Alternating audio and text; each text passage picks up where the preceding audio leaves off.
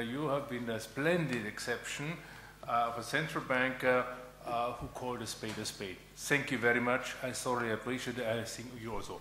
But let me just add you one more thing about understanding. There is this famous story. It happened like 4 or 5 years ago when Alan Greenspan was appearing in front of the banking committee, and he was telling and explaining. And one of the senators came up and he asked him, if I understood you correctly, Mr. Greenspan, you told this and this. And his answer was, if you understood me, I did not express myself correctly. Meaning that you should not understand me what I was telling them, yeah? But those are the famous central bankers. Thank you for your attention. Thank you very much.